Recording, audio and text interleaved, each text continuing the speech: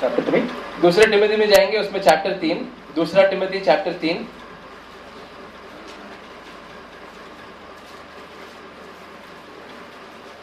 As we heard testimony of Sister Jessie. और जैसे हमने आज गवाही सुनी सिस्टर जेसी के बारे में, Verse 12 it says that वाक्य 12 उसमें, indeed all who desire to live a godly life in Christ Jesus will be persecuted. Somebody can read that in Hindi. और जितने मसीह यीशु में भक्ति के साथ जीवन बिताना चाहते हैं वे सब सताए जाएंगे. So this also was kind of was encouraging me this week when I just got up in the morning. This thought came to me. तो ये पिछले हफ्ते में ये वचन मेरे जब मैं सुबह उठा एक दिन मेरे पास आया और मुझे उससे बहुत प्रोत्साहन मिला. We heard about Brother Ganesh's testimony also last month, how he was persecuted in Delhi. पिछले महीने हमने ब्रदर गणेश की भी गवाही सुनी थी, कैसे उन्होंने दिल्ली में कई सारे दुख उठाए.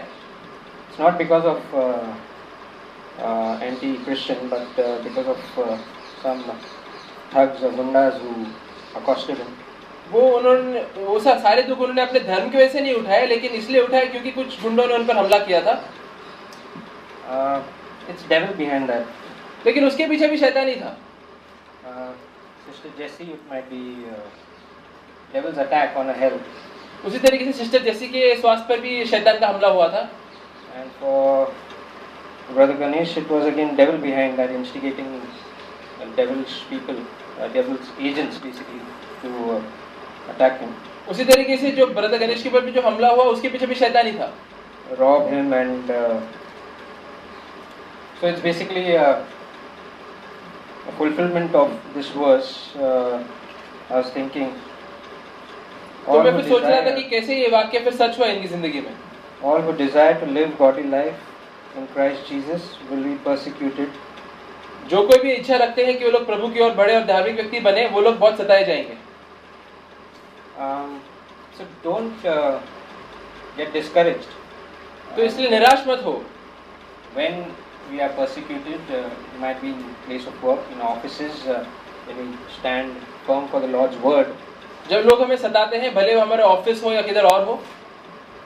It might be a boss, it might be our colleagues, it might be even it can be somebody in the church who can persecute us. हमारे बॉस हो सकते हैं, हमारे कलीग हो सकते हैं, और यहाँ तक कि कलीसिया में भी ऐसे कोई हो सकते हैं जो हमें सताते हैं. So these are the people who are living really godly lives. Those who get persecuted, we know that they are living godly life. तो जो लोग इस तरीके से सताए जाते हैं, हमें मालूम पड़ता है कि वो लोग धार्मिक जीवन जीने की कोशिश कर रहे हैं. So it says that whoever desires to live a godly life will be persecuted. It's a part of a share for living a godly life. तो यहाँ पे लोग पढ़ते हैं कि जो कोई भी इच्छा रखता है धार्मिक व्यक्ति बनने का, वो सताया जाएगा. ये एक हिस्सा है उसके जीवन का. So and I have to judge myself whether I am on which side. Am I of the one who is getting persecuted, or am I persecuting somebody else? और मुझे खुद को जांचना है, क्या मैं उनमें से हूँ जो सताए जा रहे हैं, या मैं उनमें से हूँ जो दूसरों को सता रहा है. It can be so that my life is not godly and I just start judging somebody in the church and somebody outside the world and other denominations, and because I'm ungodly I can look down on others and start persecuting others. और ऐसा हो सकता है कि अगर मैं धार्मिक व्यक्ति नहीं हूँ तो मैं दूसरों के ऊपर राय बनाने लग सकता हूँ, उनके ऊपर नीचे देखने लग सकता हूँ. But then I have to judge myself. I am not perfect, Lord. I need to come close to you, and there's nothing, no sort of persecution. What am I going through? Just living comfortable life and thinking I'm a godly Christian.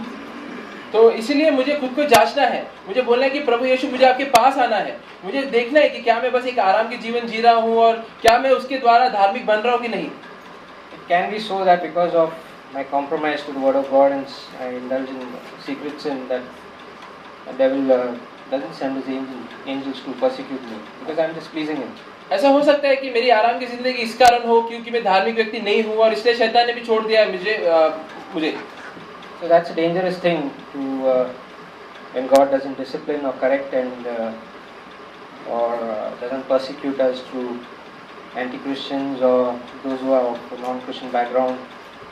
So it's a dangerous thing to live a comfortable life thinking that everything is well and I'm doing good. I'm not getting persecuted. I'm not in trouble or anything.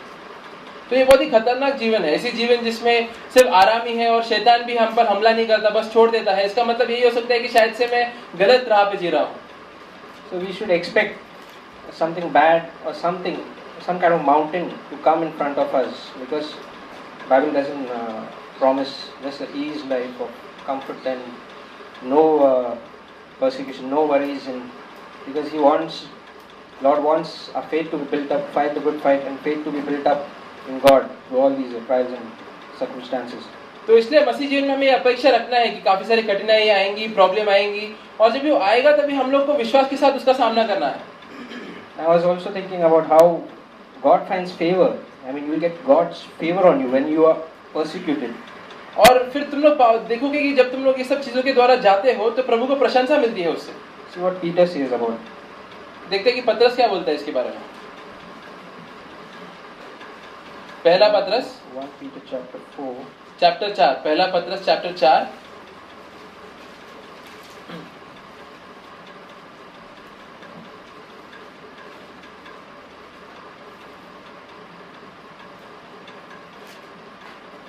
Says that about finding favor with God.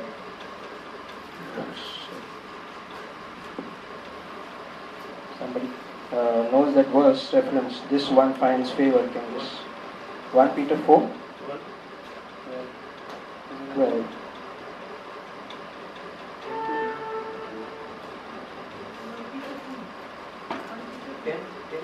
It's 1 Peter 2. Chapter 2 19. Chapter 2 उसमें 19। Can read that in Hindi. Chapter 2 उसमें 19 को हिंदी में पढ़ेंगे।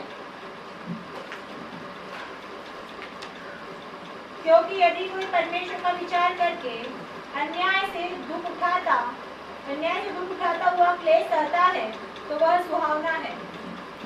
Yeah, for this one finds favor for the sake of conscience towards God. A person bears up sorrows when suffering unjustly. So, unjustly, I mean, it's not because we have done something wrong and we, suffer quietly. It's because we did something right and then we are mistreated. How do you react to that situation? और ऐसा नहीं कि हमने कुछ गलत काम किया है और उसके बाद हमें सजा मिलती है। नहीं, हम लोग बेगुनाह हैं, फिर भी हम लोग सताए जाते हैं। तभी हम लोग कैसे बर्ताव करते हैं? For this one finds favor for the sake of conscience towards God. The person bears up sorrows. और ऐसे लोग जो बेगुनाह होने के बावजूद भी दुख उठाते हैं, प्रभु उनसे प्रसन्न होता है। One way to get God on your side. तो ये एक तरीका है प्रभु को अपने और लेके आने का। And I want God on my side. मैं चाहता हूँ कि प्रभु मेरे साथ रहे। If I am mistreated, persecuted, I want God on myself. I just want to thank Him. I just want to accept His discipline, His teaching, and find God on my side, so that I'll find favor in His eyes, so that whenever I have some need, God will be there to help me. तो कोई भी कठिनाई आए, मुझे बस प्रभु को उसके लिए धन्यवाद देना है और पूरा जीवन प्रभु की ओर समर्पित करना है ताकि वो मुझसे प्रशंसा पा सके और मेरी ओर आए। That's what we see in Joseph's life in Old Testament. Joseph की जिंदगी में हम लोग ये देखते हैं पुराने करार में। He was mistreated, unjustly put in the jail, but he didn't complain. He just took it. वो बेगुनाह था, फिर भी उसको जेल में डाल दिया था, उसके बावजूद भी उसने कुछ कुट नहीं किया। And God used him to bless other people around, made him the ruler of that country in a remote land where he was not the native of that place. And God seen him bearing unjustly and used him for some purpose. और इसके लिए प्रभु ने फिर उसको एक आशीष बनाया दूसरों की और एक दूसरे पराये देश में उसको एक राजा बनाया। So do we desire that life to find favor with God? Are we willing to be persecuted? Because that's the share of a Christian life. तो क्या हम we take stand for the Lord, not given to sin, not given to the temptations. तो क्या हम लोग तैयार है इस तरीके के मसीह जीवन के लिए जहाँ पर बिना कोई हम लोगों ने गलती किया है फिर भी उसके बावजूद भी लोग हमें सताते हैं? अगर हम लोग तैयार हैं तो प्रभु हमारे द्वारा बहुत कुछ कार्य कर सकता है।